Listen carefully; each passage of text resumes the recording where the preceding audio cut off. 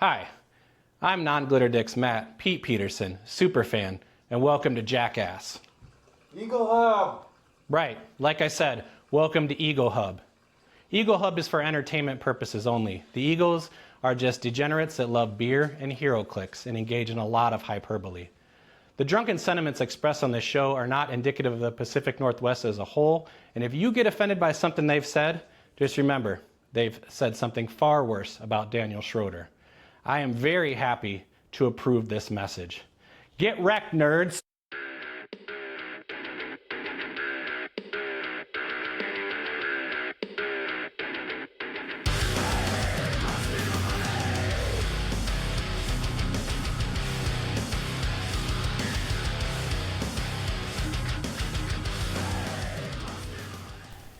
We're back, another Eagle Hub. I am, as always, your host, Little Eagle Brian. And it's me, Little Eagle Corey. Thank you to Scott Porter for some really inspirational life advice for Corey and I. Yes. I don't know how I would have survived without it, because I definitely had a miserable time at Clicksmania. Same. And if I would have known, I could have just sat at a table by myself and just done whatever I wanted. Yeah, I'd be top seat in all my games. that's it. So thank you, Scott, for your uplifting advice.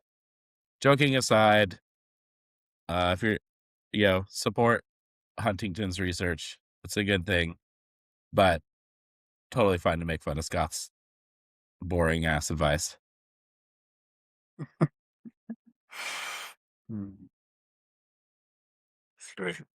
And a thank you to Ryan Redman, who I'm going to have to produce off of his own show, for that definitely heartfelt question that he asked there. So anyways, enough of that. You're here to listen to the Eagles. And if you know anything about the Eagles, it means there's probably a beer in the episode. That's right. I am back. No more feeling like I am dying to pollen. And just in time, PNW Bro, the Fish Bowl, sent us a restock on brewskis. Jason. So this is a beer in the episode brought to you by the PNW Bros. I have in my hands a Block 15 Confluence Selection Series IPA. Beautiful can art. Let's see what we say here. Confluence unites our 4 favorite hop selections from the latest harvest, Citra, Eldorado, Mosaic, and Strata, into an artful blend. This West Coast IPA is our ultimate harvest celebration. 7% ABV. I am looking forward to this. All right. As you are looking forward to that, I have here Fort George Fuzztex, which is a collaboration brew. This is one I was wanting. I couldn't find it here.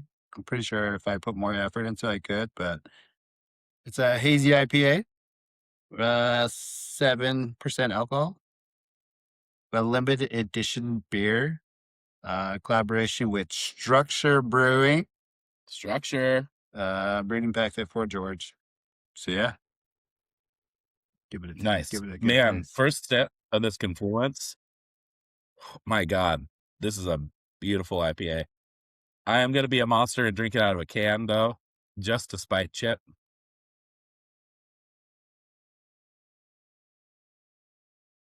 You're a monster.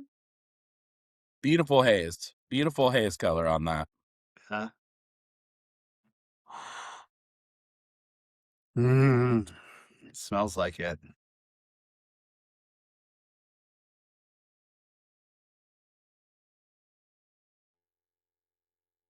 Woo! It's got the fuzz. Yeah, it's a fuzz, and then you got that Fort George taste after, like a Vortex. I'm an idiot and forgot that I have to turn on a setting so that my sound drops play for everybody. So now it's less excitingly timed. I'm down. Nice. Also, speaking of Scott Porter and Ryan Redmond, man, I'm off the drops game. That penis has huge biceps. There you go. Get him. There it is. Ryan asked when we were going to have Scott Porter on the show. I just play that on repeat, Ryan. It's like he's here. Yeah. We do that for 3 hours. It'll be just like you guys.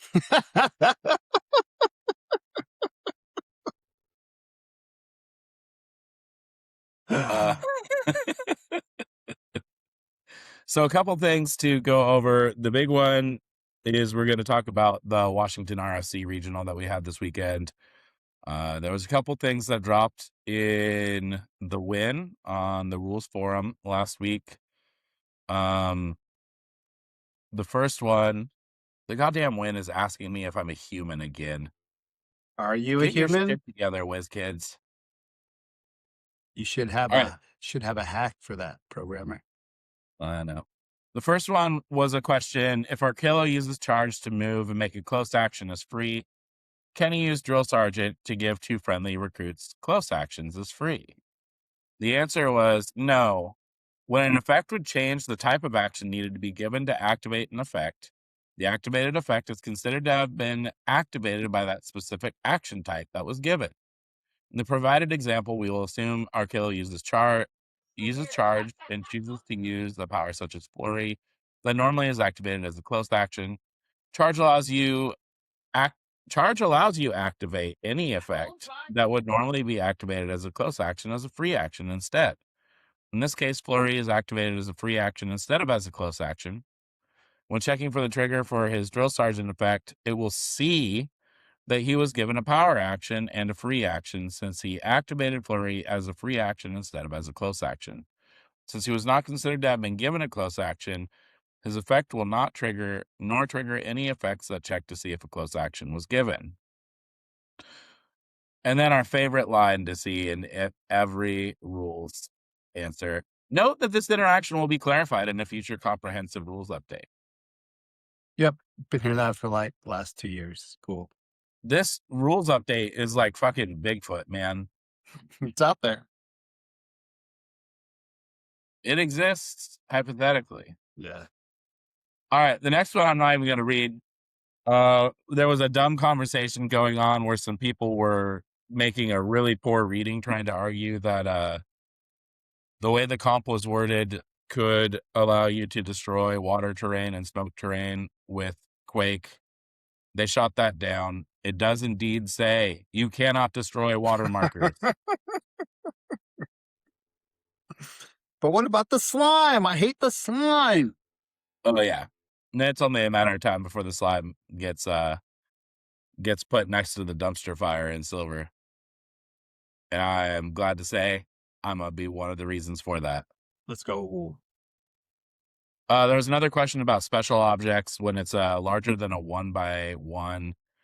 Can they be considered placed 5 away if at least one square is 5 away? And the answer was no. They all have to be 5 away. Yeah. And then the most important rules question that was answered was asked by a handsome, smart man, yours truly. And it was, when dealt penetrating damage, can you still roll the d6 for impervious? And the answer is yes, you can, which makes me very happy because that is indeed how triggers work. The trigger for impervious is when you're dealt damage from an attack. So you would get it either way. But it points that there's a whole bunch of judges with poor reading comprehension that have been quoting a section of the comp wrong for at least since I've come back. Because they've been quoting a section on triggering standard powers. And I was like, yeah, but this isn't a trigger on using a standard power. So I'm very happy to be proven right yet again. He's back. Thank you, Corey. Rules Brian back, bigger than ever. That's my Click's boy. dad. Click's dad solving things for all of the Click's children. Let's go. Also, they added the Hydra The L Hydra. Yeah, they added the Hydra to he can have a max 7 heads. I've been on record as saying max 7 heads is the best way to play him, even when you could go beyond 7 heads. So Well, if you went over there's a lot of 7, me. then you wouldn't be able to get shit. Yeah, exactly. You don't get the free attack, and the free attack is worth more than extra damage reducing. Yeah. Unless you play like a coward.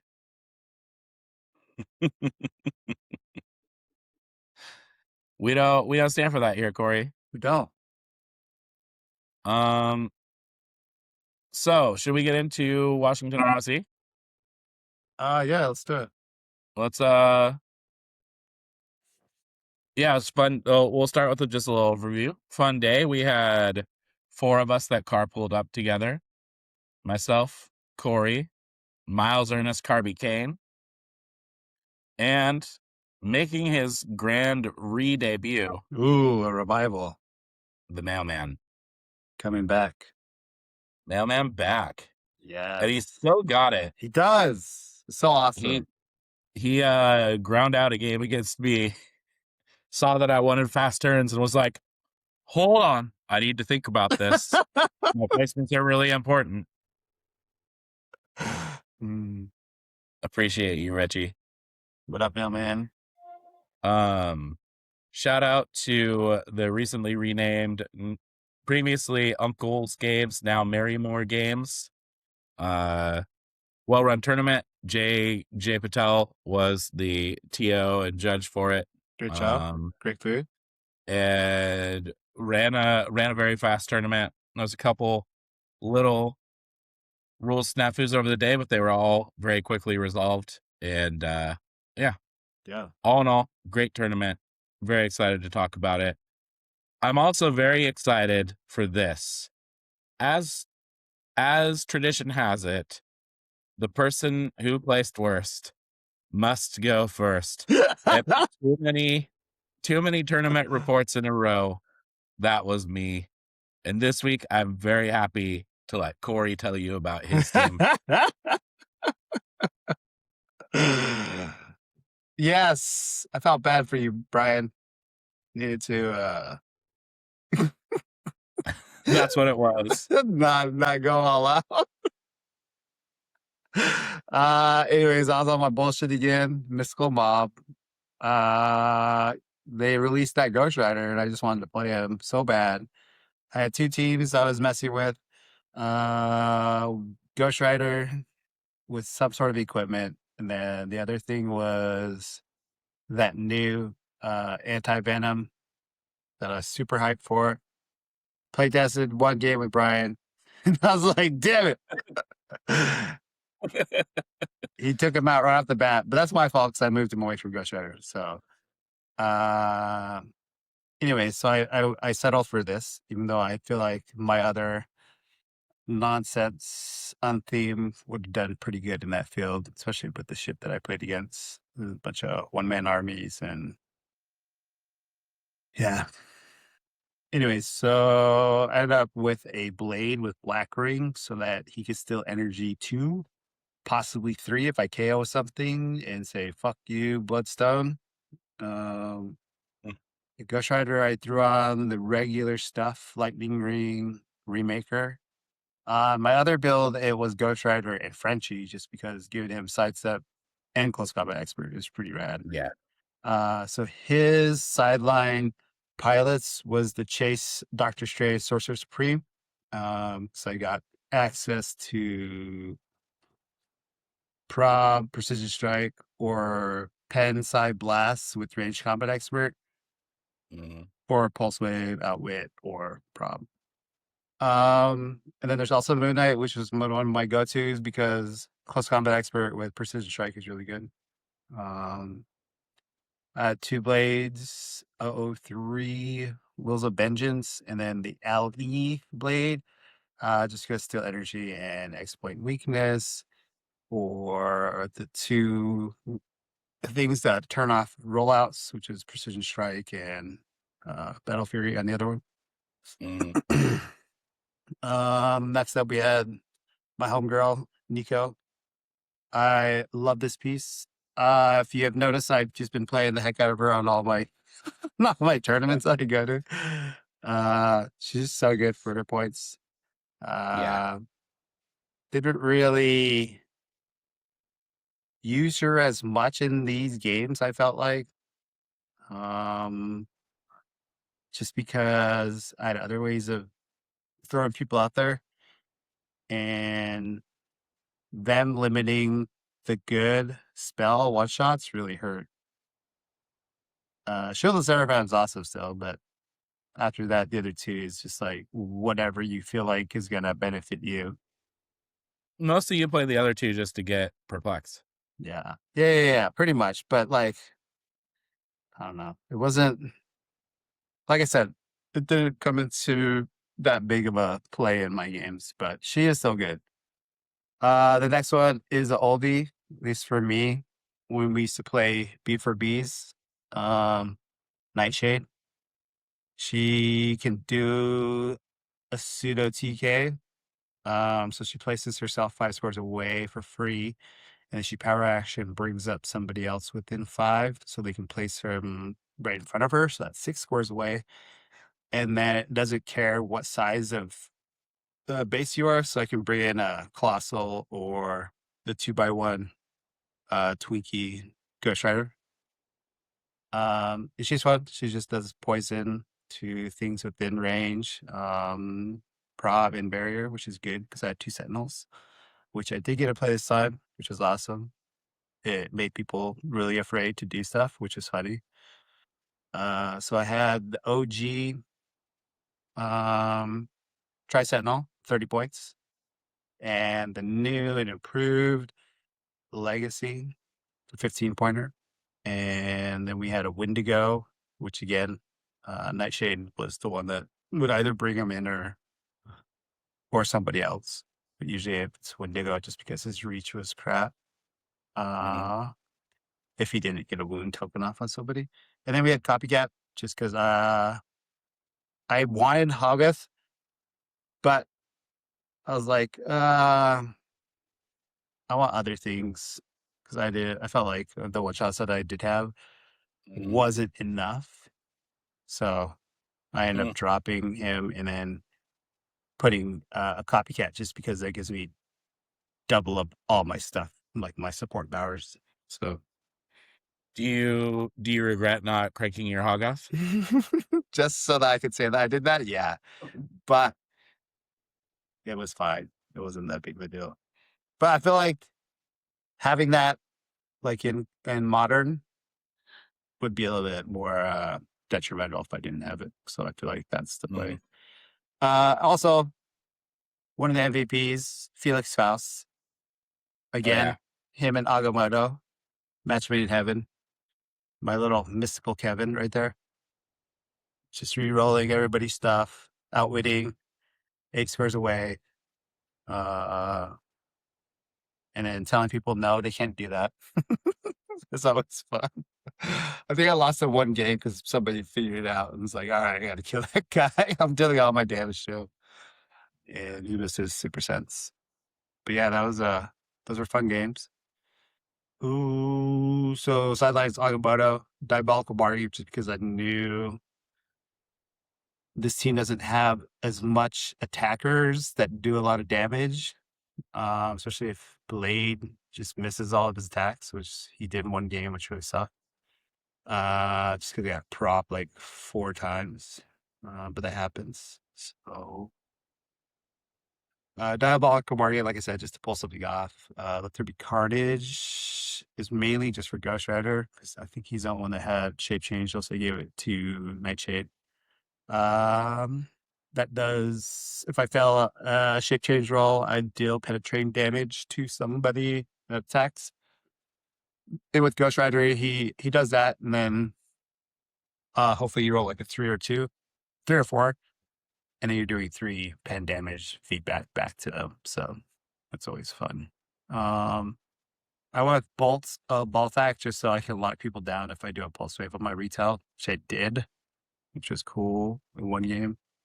Icy Tendrils of Ichthalon, just so that I can hit people and then make make barriers if I went to a shitty map that didn't have barriers for my sentinels to do stuff. And again, Shield of Seraphim is just there to help people that don't have rollouts and would need it. So, a maps for Alien Aquarium and Petunias.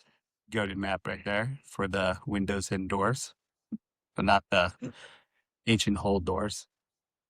Sailor's Dream, which is a good map, especially for Nightshade. Dirt Wall, Symbiote Surface, which is New Hotness, and a Trident, which was cool because I caught a lot of people off guard with that Giant Reach 3. Never brought in a Black Lantern anime, but yeah, good shit. Nice. All right. Should we go over my build and then we can talk turn east? Yeah, go for it. Cool. So I was playing ignore as I change the presentation here. Ignore the terrible name that HC Units gave this build. It is not Captain America crew, my friends. This build's team name is Slime Max Hydra Gooners. Running down the list, we've got Hydra Cap from Avengers Defenders War with Mjolnir for free. We got a Butterfly. We've got Chase Mysterio. We've got Chase Sandman at 50 with Avatar of Animal Man. We have the Gallop Hack Dr. Doom with the Spin Ring and the Liar Ring. We've got Baron Von Strucker with the Bloodstone, Imperial Hydra Legacy, and a Hydra agent from Deadpool Weapon X. So everything is kind of built around keying off of Strucker. So Strucker has two traits that are big. The first one is friendly characters with the Hydra keyword have Mystics and Minions of Doom. And the second one is other friendly characters have, when this character is KO'd, basically they have he grants a Goon trait. And that is not coded to keywords. So I went, what's a good way for me to get Goons out really fast? Mystics is nice. Oh, hey, Mysterio makes Goons. And since this is a different trait, when Mysterio's Goons are KO'd, I get to roll 2 Goon traits. And then I discovered Hydra Agent from when I was gone, who also has, when a character with the Hydra keyword is KO'd, roll a d6, and on a 4 through 6, generate up to 2 characters named Hydra Agent at 15 points or less on their starting click adjacent to a friendly character with the Hydra keyword. So this team is truly a Hydra themed team in that it is cut off 1 head and 2 more take its place. Sandman, because Sandman and Mysterio is goated. We'll look at my sideline and then we'll get back to Butterfly. So on my sideline we had Shanzar. Didn't come into play as much as I hoped it would, but I still am a believer in Shanzar when you're playing a team that's giving up a lot of little point KOs. Amanda Waller, the Hydra Goons share a keyword with her. Another potential passive damage to adjacents. Then we got Animal Man, of course. Black Manta, who never came in on any games. Jersey Devil, who comes in at 13 generations, who came in half of my games over the course of the day. Peggy Carter, in the case that Cap is KO'd. Then we have the OG Spot, the unbanned one, who has both Hydra and Sinister Syndicate keywords, which is really good. Also, Superior Octopus, who also has Hydra and Sinister Syndicate keywords. But that Spot has that crazy trait, right? Yeah. So Spot was my go-to for Butterfly because he also has this Buck Wild trait. When an adjacent friendly character with the Sinister Syndicate keyword is given a move action, they may replace their speed value with 10. Since bystanders gain the keywords of the person who generates them, you generate a Butterfly Swarm with Spot as the swap in. That Butterfly Swarm gains Hydra and Sinister Syndicate. So now damage dealt from it can't be reduced below Sandman's printed damage. And when it starts a move adjacent to Spot, it gets to move 10 squares instead of its 6. Then Spot also has his phasing teleport is free, but half speed, which is really good. And his flurry, where he can target opposing characters within 4 squares, regardless of adjacency. So he very often will catch you off guard with his reach between his phasing teleport is free and that. But also he can copy the 12 attack from Mysterio, so you're making mind controls from across the board. Your opponent really doesn't want to let those butterflies live, but if they KO the butterfly, it's very possible that now 2 Hydra agents and a goon of my choosing with the Hydra keyword are generated in the game, and it very quickly becomes overwhelm the opponent. Dr. Doom, I was really intrigued by this damage power that he has. When an opposing effect would replace a die in a roll, you may roll a d6, 4 through 6. The replacement is ignored, and the roll is immediately finalized, which I thought was really cool. Didn't face anybody with die replacement, so it didn't come up. But he does also have an invite token that you can spend to make a die in an Avengers keyword attack a 5, which is really good for making attacks with Cap or Sandman. So that's my build. No one-shots. For maps, I had Assassin's Alley. I wanted it to be the trenches, and I realized in my lust to get out of the game in 2022, I sold the trenches, which is very sad. Otherworld Castle, I just love that map. And my current favorite map in Modern, the Tangle. And then for terrain markers, I had one symbiote surface, baby. And let me tell you, symbiote surface came in clutch in a number of my games.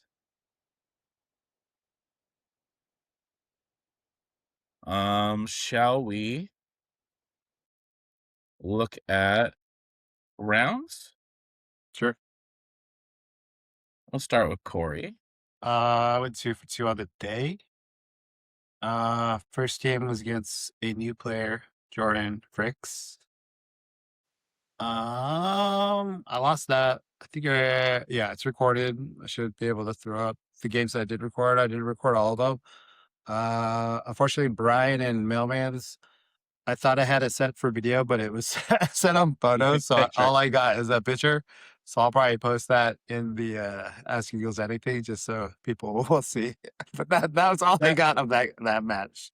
That picture was about as fast moving as the game, Corey. So Oh, okay. And then we did get top cut. We bounced early to go to Blackbird Enter. So yeah. Let's see. You played Merit round 3, right? Yeah, round 3. But round 2, I played this guy named Tarp. He was playing a plants build. Unfortunately, Brian and Miles have ruined that team against me, so I know how to destroy it. So that's pretty much what happened, because Homeboy scooped and we got 400 points. So cool. Which is maybe the most points you've ever scored in a silver game.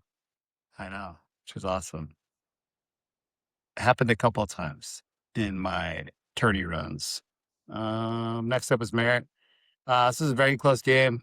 I ended up squeaking it out, taking out certain things. That Fantastic Four just didn't do enough damage, I felt like, against things. Plus, he was relying on Leech to take away my powers, but Ghost Rider was also there, so he didn't care. Yeah, you're a bad matchup for his Leech thing. Yeah. But it was cool that he took out some nulls and stuff, because fuck those temples. Round 4 was Mark. He was the guy that ended up winning it, so I'm glad I got my second loss to him. Yeah, I think I just needed more attacks on that stupid Phoenix Force, and also I needed to pack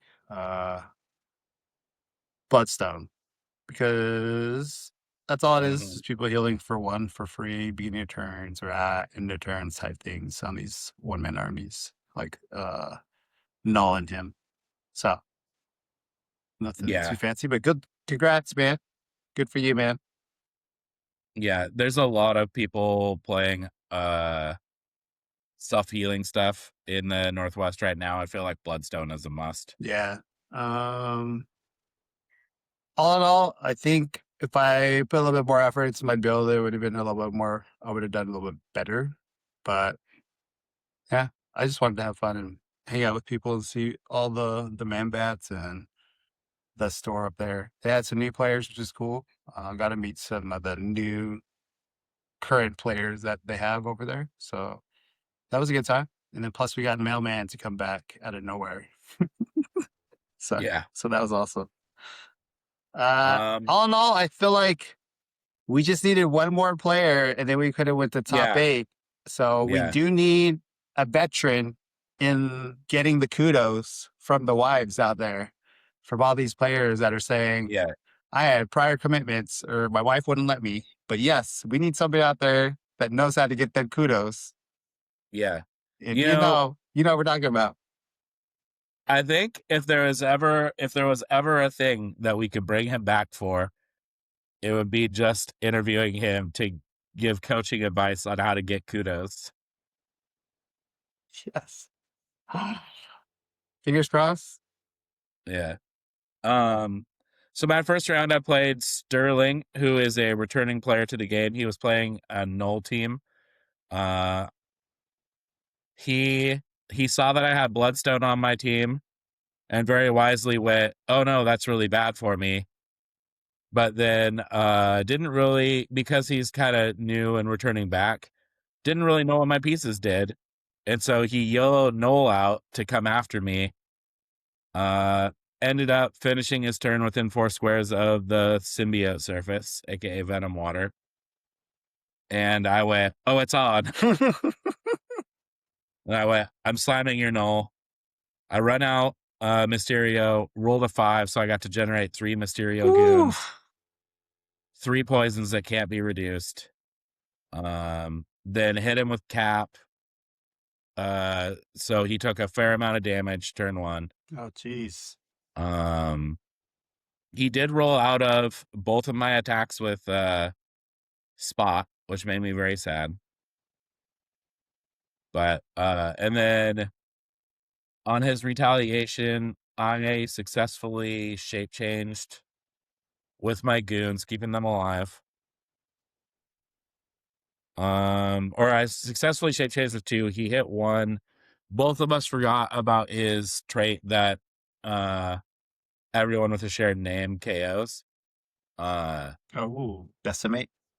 Yeah, it wouldn't have changed things because I still on the one that he KO'd, I rolled and hit the both rolls.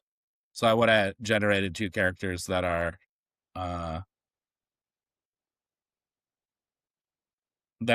poisoning afterwards still. So it wouldn't have made a big difference. We corrected it the turn after that, but it was already like a turn and a half in when he realized that he should have done it, which is just too late to turn back the clock.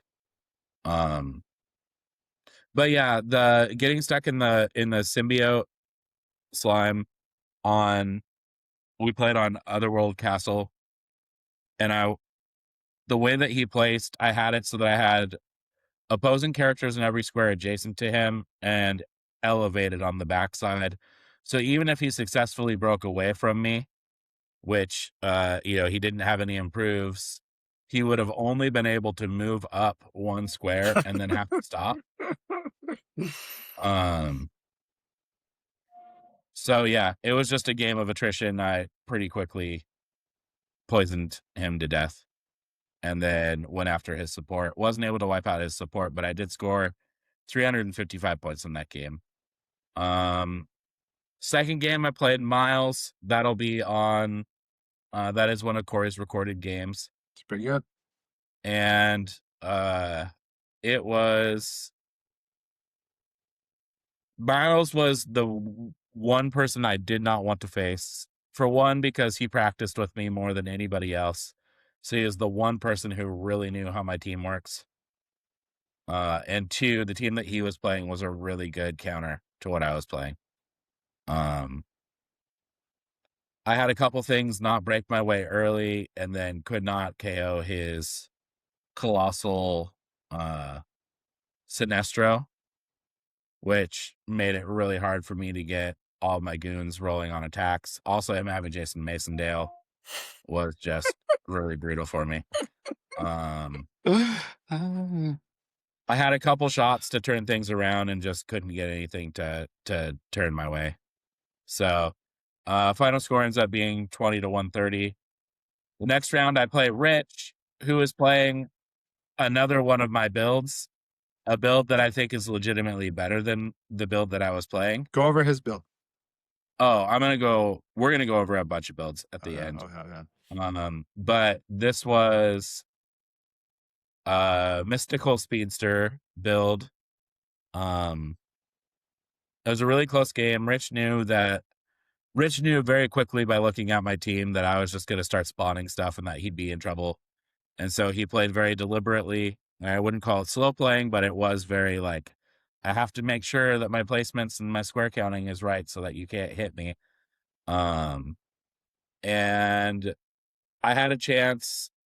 As time was called, I just declared an attack on Speed Weasel, who had 2 clicks left. I hit the attack with Precision Strike. He rolled a 6 on Super Senses. I end up losing 60-30 instead of winning 80-60. Turns out in matchup luck, it saves me though, because had I beat Rich, I would have played Corey in round 4. And instead I got to break the one-man bats with an undefeated streak against me streak. Because you never played it. Yeah. All these years, Charles and I have never been matched up. Damn. And it finally happened. It was a very entertaining game. I think I hit every goon roll and like every shape change for the first 2 turns. So the map was just flooded. And his team just didn't have an answer to it. And you know, Charles, if you're gonna lose the streak of being undefeated against me, you lost it in fantastic fashion. So apologies that you can no longer hold it over all the other man bats that you're undefeated against me. But now you can start working on wins. All right, let's look at the standings. We'll highlight some teams. One of the interesting things, none of the nulls, there were 3 null players in our 14 players. None made top 4. And in fact, 2 of them had very bad days, which is really interesting. I don't really want to explore null more than that. I don't think there's a lot of interesting things to derive. Null either works or it doesn't. I think that some of the weirdness of Northwest builds makes null a little bit worse player here. Oh, yeah. For the same reason that some weird stuff can win here that doesn't win elsewhere, I think makes null a little bit of a rougher play. So starting at 9th, this was my other build. Rich could very well have been top 4, I think, if it wasn't the first tournament that he played in 2+ years. I'm 9th. He's 10th. What? He said 9th. That's me. Yeah. Oh. He is 10. Yeah. I confused him with Corey. But so the team was a mystical theme team. Speed Weasel with Venom's Axe. Speed Weasel is so ridiculously good on these little maps. Oh, yeah. Like anywhere on the map, unless there's like a ton of walls, Speed Weasel is getting there.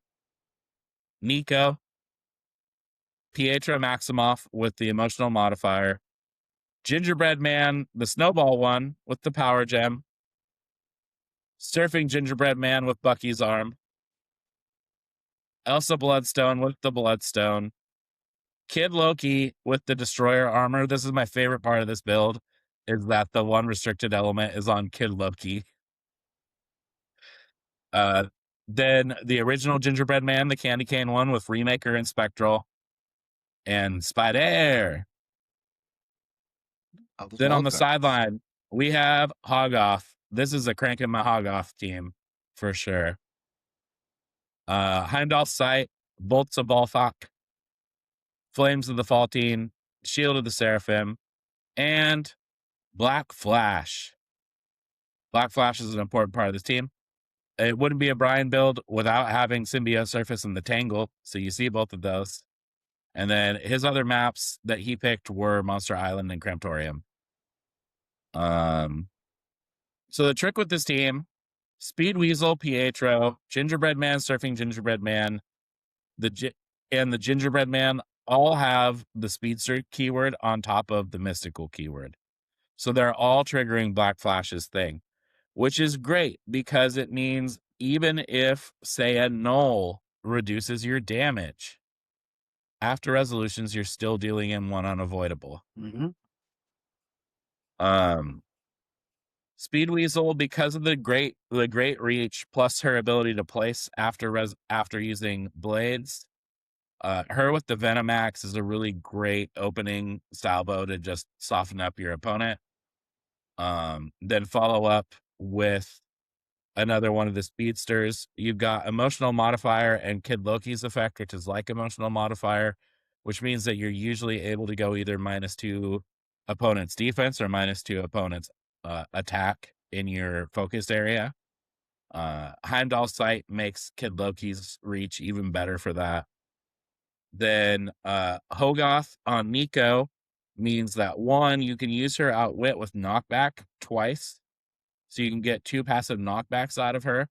But also, as soon as you burn a one-shot, you've got Perplex twice as well. So there's a lot of stat modifiers floating around. And then this Gingerbread Man is to me just the other big piece of this, which is his movement power. When Gingerbread Man uses it and hits a single running shot. When Gingerbread Man uses it and hits a single character after resolutions, he may make an attack. He's got 3 targets, so you run him out, you choose whoever the lowest defense is, you hit them, and then you can ping 3 people. His single attack is hitting for 4 damage, and then you also have 4 damage to split amongst 3 targets, knowing that you're also dealing unavoidable afterwards. You could also just stack 4 damage and know 2 other people are getting 1 unavoidable anyways. So it's just kind of a classic use that passive damage. It's a lot of fun. There's some neat tricks with the Gingerbread Men. And then you might wonder why Spider. The main reason for Spider is to have the Gingerbread Men all wildcard into Spider-Man team ability. But also Spider's trait, during your turn, lines of fire drawn to characters within Spider's range can't be hindered, is also really good against a stealth team. So it was a fun team. I crushed everything I practiced with it. And I legitimately, when I gave it to Rich, said, I think this build is better than my build. I am certain I would have top 4'd if I played this. So it was fun to get to see somebody else play my build, which maybe makes me like some sort of click scuck, but I'm here for it. You mentioned Tart's team was kind of a scientist plants team. Sterling's was Null, Carnage Captain America, Carnage Silver Surfer, and Carnage. He would generate 2 2 different Spider Gwens, I think, were his symbiotes of choice that he generated, which, like, it's a good pile of figures there. And then getting into top 4, Jordan's Herald's build is interesting. I played against this at the last tournament up there. So we've got the Hal Jordan and Sinestro duo, the Legacy card from Batman Team Up, with the Power Gem, Silver Surfer, from the Iconics, Mogo with Avatar of Bast. Bast is an interesting choice. And I guess the Outwit from Off the Map. My one criticism, I think I would rather see the Phoenix Force on Mogo. But the Phoenix Force would have cost him 10 points, which is probably why he went Avatar of Bast. My misgiving about Bast is just that the Outwit is another 50-50 chance of damaging Mogo. But then we got Green Man, who's just good. He's a solid 30 points. Scott Porter. And oh yeah. The KC Green Lantern. On his sideline, he's got 4 to 5 Resolve of the Green. He's got a Hal Jordan to bring in. The Deceased to bring in for Hal and Sinestro if you KO Hal and Sinestro.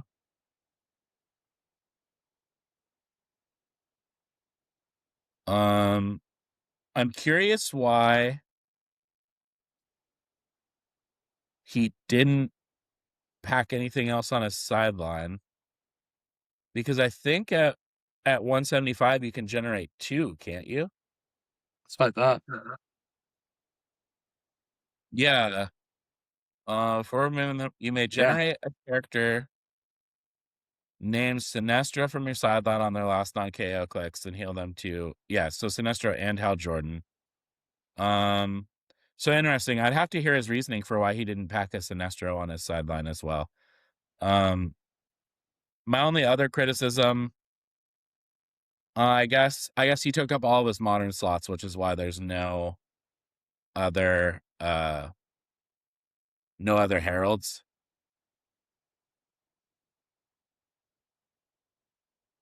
But I'd love to see at least one more herald option there.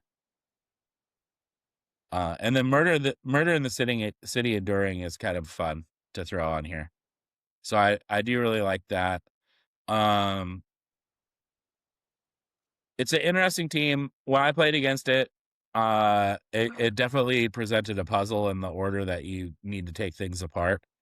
But I really like it. It definitely has some similarities to some stuff that I would build.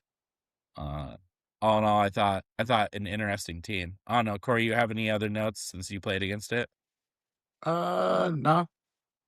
Did what it needed to do on the game that we played. Yeah. All right. Third place, we have Miles. And my God, Miles' team is a doozy. I'm gonna have to screen share this because it is something.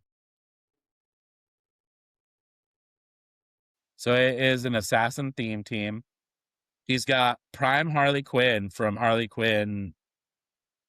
That Harley Quinn, the Gotham Girls set. Yeah. And there's a really neat trick here, on the trait Fear and Madness. Perplex, but only to modify a combat value -1. When Harley Quinn uses it, choose closer range. Unless it's the only character on an opponent's force, this target can't make that kind of attack until your next turn.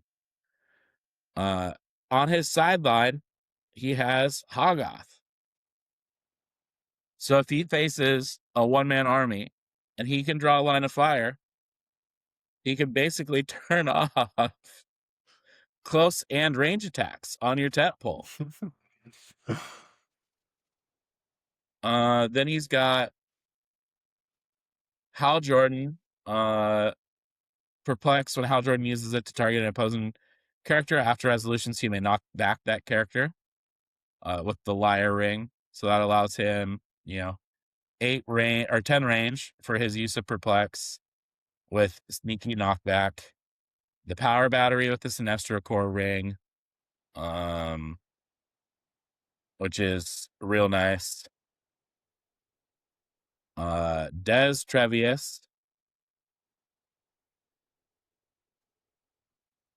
Jason Masondale, Scott Porter with the Indigo Tribe ring and his freaking knockback pulse wave. Then my mortal enemy, Colossal Sinestro, because I just could not KO him this game. And his bystanders did most of the work against me.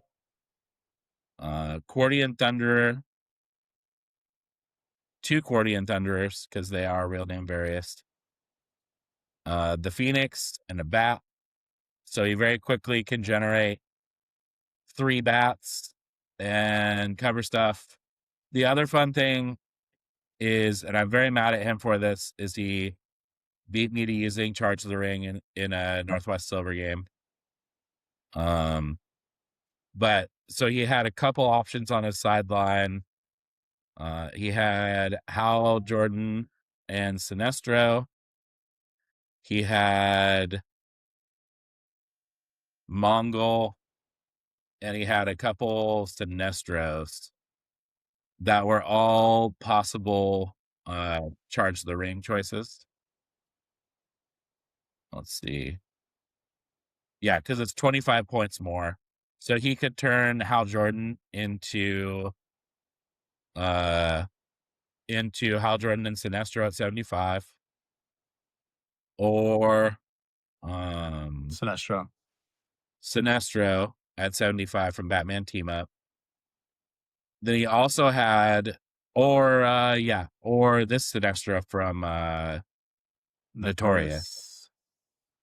Then he could also turn into Mongol or full point Sinestro. Full point Sinestro, which he did with Harley Quinn after KOing something. So any team with bystanders or constructs or whatever gave him an easy route to use Charge the Ring there. That was pretty clever. So it was a cool team. Matt Peterson, aka Maps Peterson, Royal Knower of Maps, watched a practice game between Miles and I where I was playing my Hydra team and he was playing this build. And Matt said he felt like he'd just watched Bigfoot and the Loch Ness Monster fight. So, good times. Getting back to our other top builds. In second place, Callan, playing his Stark Industries squad. We have a new twist on this. I like it. This is the first time that I've seen Callan's new one. Sorcerer It now features Tony Stark Sorcerer Supreme. That's great. Otherwise, it's a lot of stuff that we know from Cal. He's been playing variations of this team for a while now. It's a fun little knot to untangle to play against it. And winning the event, Phoenix Force, Thor, Tentpole, the team that I am most sad I did not get to play because my Hydra team just blows this team up. But congrats to Mark for first place. It's kind of a classic Tentpole team. We've got Phoenix Force Thor with the Avatar Gaia, Mr. Oz, which is a fun old poll with Remaker and Zero, Mephisto, and Scott Porter.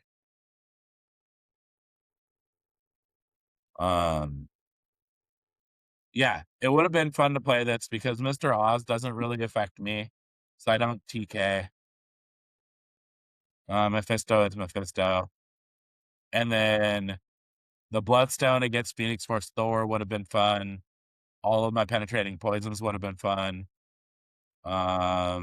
His deal 1 penetrating damage would just be, oh no, you KO'd my goons. Let me just create more goons. But that's how tournaments go, right? Sometimes you don't get the matchups you want. So congrats, Mark.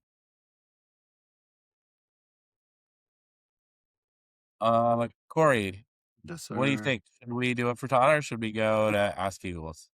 Yeah, let's get a frittata in there. Okay. God, people need to stop being chatty in the frittata farm.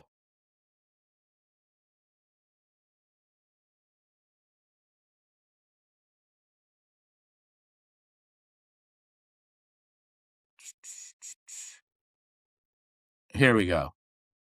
Let's go with this one. Let me find a voice.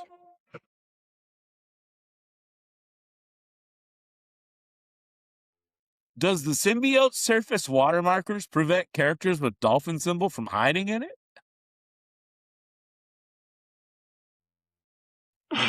We already went over. We did that one last time. I believe I left that off for you to think about at the end of last time. Oh yeah, that's right. True. So, do you have an answer, Corey? The symbiote surface wire marker prevent characters with dolphin from hiding in it. No, hide in it. Oh, Yeah, you can hide in it. You just won't have any improved moves. yeah. All right. Here's a more recent one. For Batman's prep time, does the outwit have to be successful to copy a power? What does he mean by successful? Does the outwit have to be successful Like to copy a power? I'm gonna outwit this quintessence character. Is that what he means? I guess. Or I'm out with this guy between in your Faust range. Is that what he means? Yeah, there isn't really a success with outwit. Yeah. It either outwits or it doesn't. Yeah.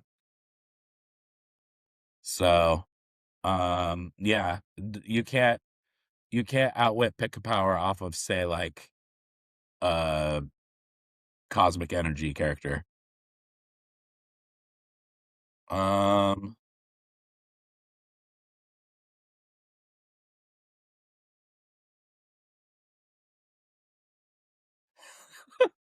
Oh my gosh, I'm just seeing these other ones for the first time. One of these requires a visual element. So I'm gonna save it for later. I do like the little markups on it though. I know, right? Yeah. So let's use this one. Can't you just blow it up on the screen? Maybe? Or like an edit or whatever. Let's see. Can I share? I'm not gonna show Discord. Oh, that's not what we wanted. There we go. If Angel automatically performs the breakaway ability, can 2 characters be transported using hypersonic speed? Or do the other 2 characters have to perform breakaway with the dice roll to be transported by Angel? This is so wrong. Bro. Which I very much enjoy the markups that Corey gave here on the screenshot. Those are mine. Wait, are those from the question actor?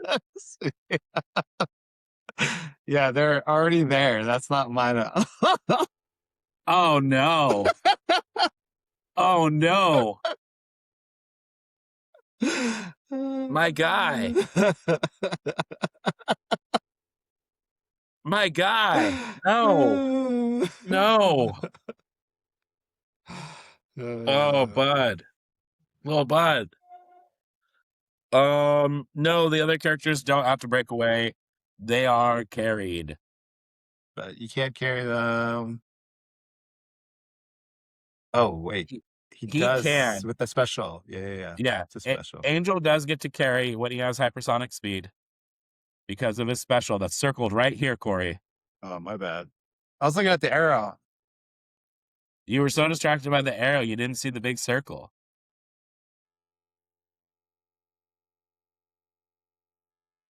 All right. I believe it's the time in the recording where I hand it off to you. Oh, yes. Let me get this going. And then I do have some that were asked in the Illuminati, which I did skip last time. So let me show my etiquette and get back to it. This is coming from P&W Bro, Fishbowl, Jason. He did make a YouTube page, P&W Bros. Check it out. Fishbowl asks, best maps in ages? Question mark. Are rock maps the way to go? Question mark. Are neoprene maps the way? Question mark. Well, here's my opinion. The best map in modern is the Tangle. All right. Here's honest answer. There's some broken interactions that always seem to pop up on RSC maps. So if you're playing competitive, there's certainly some incentive to have some RSC maps. Just because they seem to always push the limits a little bit more on what's fair or not fair on maps than standard WizKids maps do. That said, in modern, my first love is and will always be the Tangle.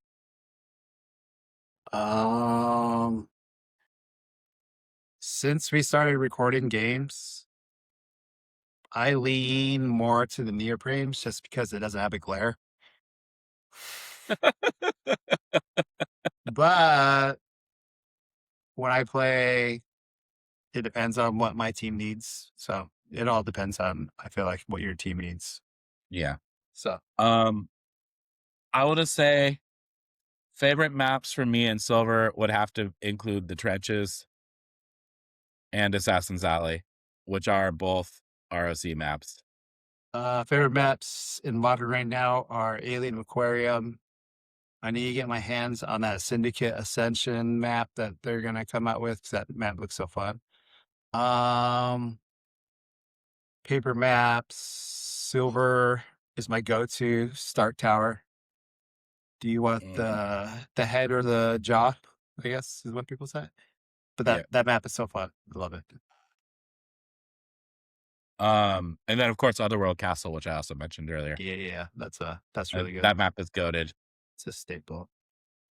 Staying in the Illuminati Discord. Homeboy has a picture of Blue Beetle vehicle, and he asks, "Why is this the best piece ever made?" And this homeboy is not Fishbowl, right? No, it's a returning Reddit mod. Yeah. Not the bronze building long neck. No. More like the bronze building short neck. Zach, the bug is not the best piece ever made. I know you're so proud of the bronze builder award you got for it though. So that's why you love it. True. All right, let's get to the real ones. Question asker Luminati. Since Scott Porter has ignored the most important podcast once again, do you think it's time to interview Scott Johnson in his place? Question mark. he is obviously superior Scott to either the other two HeroClix Scots. Period. When will Manny Kinks stop asking about Drake May? Question mark. If you were a drug, which drug would it be? Question mark. All right, let's take these one at a time. The first one, I could interview Scott Johnson. It would definitely be more fun. I have joked about just finding another guy named Scott Porter on the internet and interviewing him. Yeah. At this point. Or maybe it'll just be like Chip in a Scott Porter mask on the show. That might trigger some sort of watch list of like too close to reality though. Yeah, probably. When will Kenny Minks stop asking about Drake May? Listen, he's never going to stop asking, but he should. Did you watch that Super Bowl? The Seahawks embarrassed Drake May. And honestly, just embarrassed the Patriots, period. I can't comment. I'm not a foosball player watcher. Well, you can't answer this one though, Corey. I know. If you were a drug, which drug would it be? Oh. Right, Advil.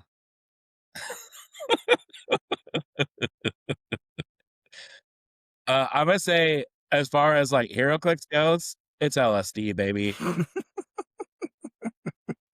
Because whether it's Brian Dice or it's Brian Bullshit, there's a lot of times that my opponent going, "What is happening right now?" What are you doing? Who are you? Otherwise, it's probably a lip pillow. Super fan. First nickname here when he first started. Matt Peterson, non-glitter dicks. We got an angry uncle, Jellybean, and now the mailman has returned. When will Chip accept his inevitable fate? Question mark. Your guess is as good as mine, my friend. Yeah. He'll come around when he wants to.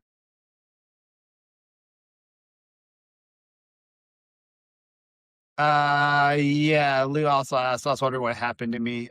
So I did this last night, like around 1-ish. And GD Eagle did not have anybody spell check him. So there was a typo. So I had to edit this post. But if you edit this post, it loses the music, which is a big thing of what I wanted to try to do. So I had to move it to a new post. That's why you guys' questions are in a screenshot. Yeah. Make sure you check out the music, even if it is too late for you to ask a question. Yeah. It's kind of hard. All right. Next question. Ooh, look at this. Look at the foreshadow. OG Eagle, Eternal Clicks Mom, Chip Barnett. What if the OG Eagles crew started a soap manufacturing company? What scent would each Eagle soap smell like?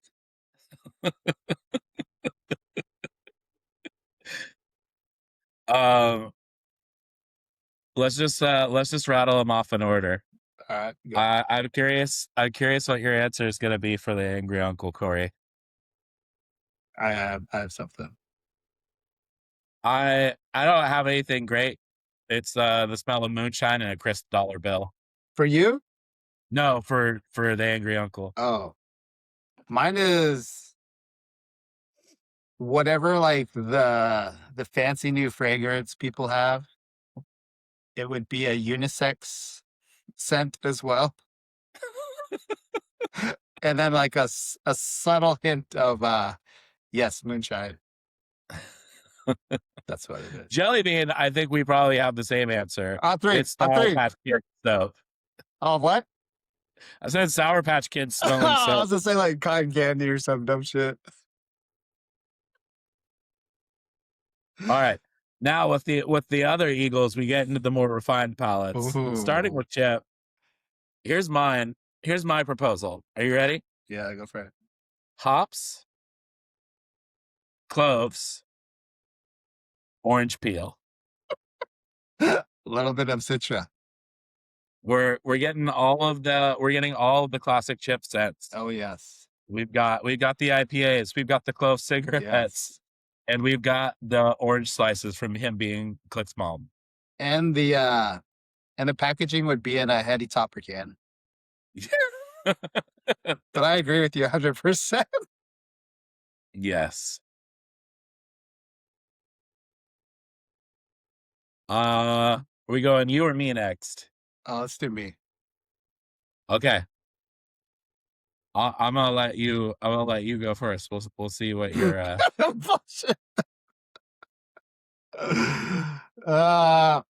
It'll be a knockoff of Old Spice All Sport. Okay.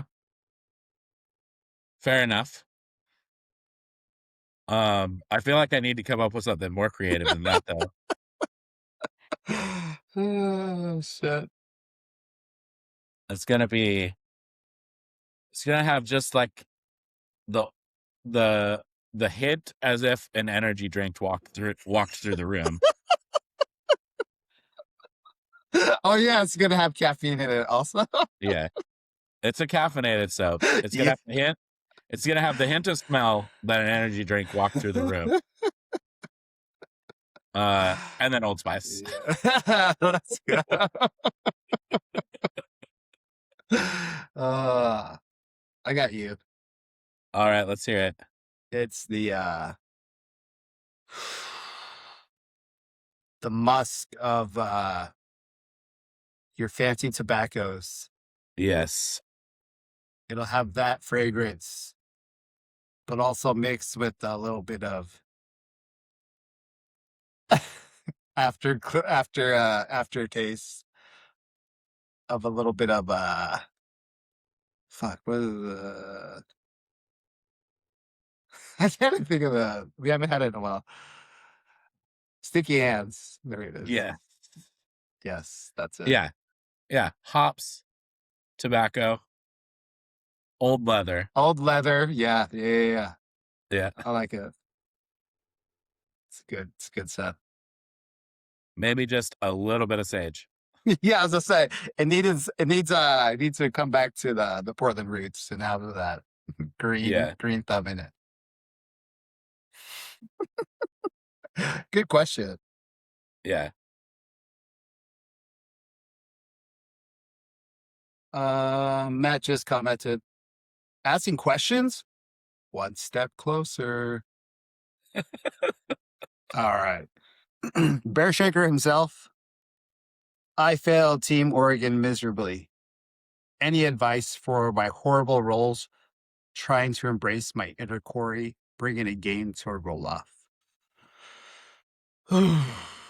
Mills. What you didn't do is you went undefeated. You got to be on that Furtada Freeway if you want to win these roll-offs. I'll tell you, I told him to throw his last game because he was in either way. I know. But I think that's what it was. You didn't sacrifice anything to the dice gods. So my answer is just gonna be, listen, don't embrace your inner Corey and play for a roll-off. Or at least make your opponent say pass for the first 45 minutes of the game. I think I watched their game and it was like 13 minutes.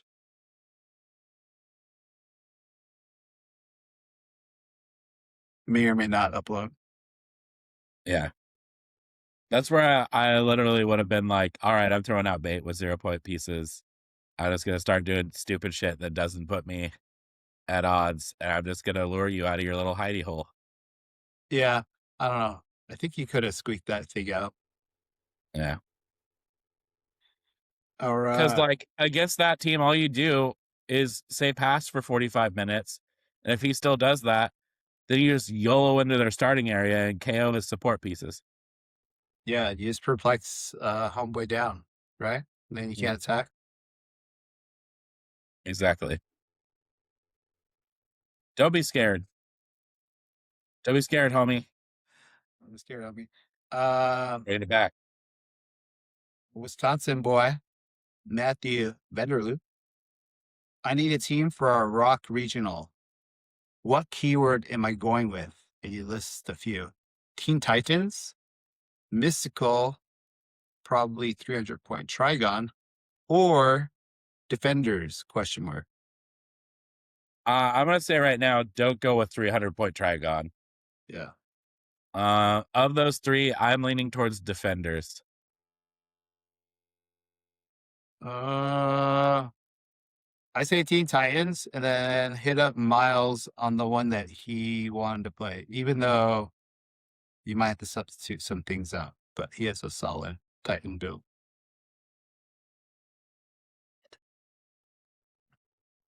Look forward to seeing it.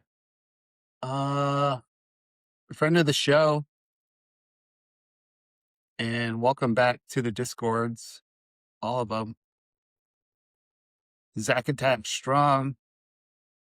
What is a budget piece or a couple of pieces that can be built around for modern ? Question mark.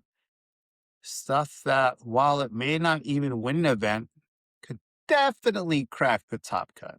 Period. So I think if we're going with budget as the constraint, the answer has to be Iconics. And my legitimate answer, so there's a piece that Zach asked about, and I'm going to out him. He asked about 300-point Loki on the Discord, which is interesting. You can throw Destroyer on for free. I am very intrigued by that mind control that you just don't make an attack and it automatically hits. But I think one-man army is fool's gold. So my number one answer is the Hercules and Lornaean Hydra Iconics pack. Mine is go track yourself a Phoenix Thor. Get good with that. Phoenix Thora, also a good choice. You can play your Destroyer on that too. $20 or so dollars, depending on when they sell it. Also, a life hack, Zach. You don't have to own the pieces that you play. True. There are plenty of players in the Seattle area and the Oregon area that will happily loan you stuff with enough forewarning. Shout out to our scene here. We had Mailman coming back, and then we, like, a couple days prior, we were like, oh crap, we need to find these stuff. Boom. We reached out, people brought them. Homeboy got to play it. Yeah. I mean, for our builds, we borrowed from Matt Zielinski in Silverton. We borrowed from Will Egler. We borrowed from each other. From Jay. We borrowed from each other. You know, it's just about having a commitment early enough so that you can land borrows with other people. Also, Zach, I sent you a really good Heralds of Galactus build, and you should look at it. We do have access to those things. Yeah, homeboy Charles. He was there this past weekend. Good time. But he's on here saying, on Saturday, May 2nd, 2026, I was minding my own business when a certain player purposely lost 2 of his 4 games just so he can call himself King Brian Destroyer of all man-bats. I'm going to file a collusion complaint with another podcast that specializes in cases like this so they can give their expert thoughts on this. Also, what was your favorite team? you played against at the regional? Question mark. Yeah, I can't wait to hear Pellegrino and Travis's expert thoughts on my colluding to lose 2 games in a row, Charles. It certainly was not my initial plan to break your undefeated streak. It was just a happy accident. Yeah, Brian found about it right mid tournament. It was like, Yeah. all right, need to go. Favorite team I played against at the regional. I mean, I'm gonna be biased. It was Rich playing my other build.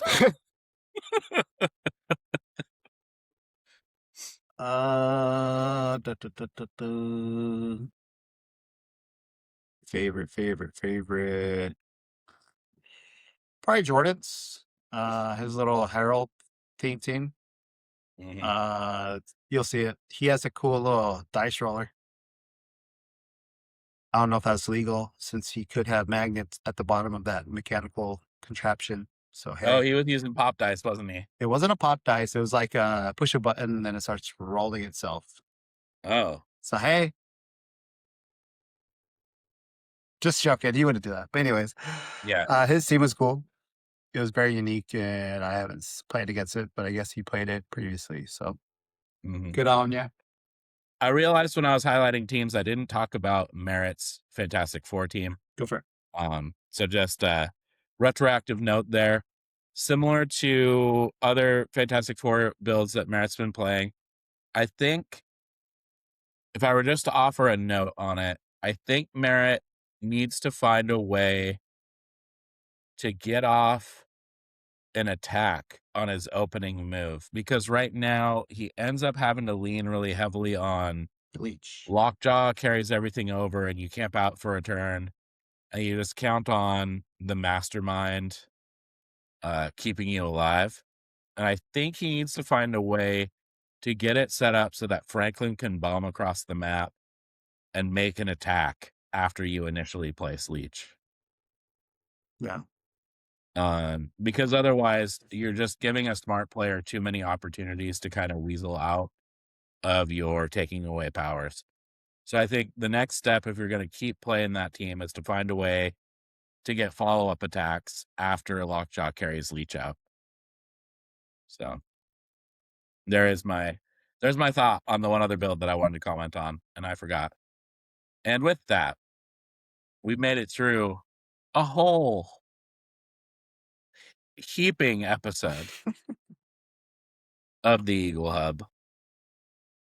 Any last thoughts, Corey? No. Good. All right. Well, until next time, get wrecked, nerds! Abolish ice. Yeah.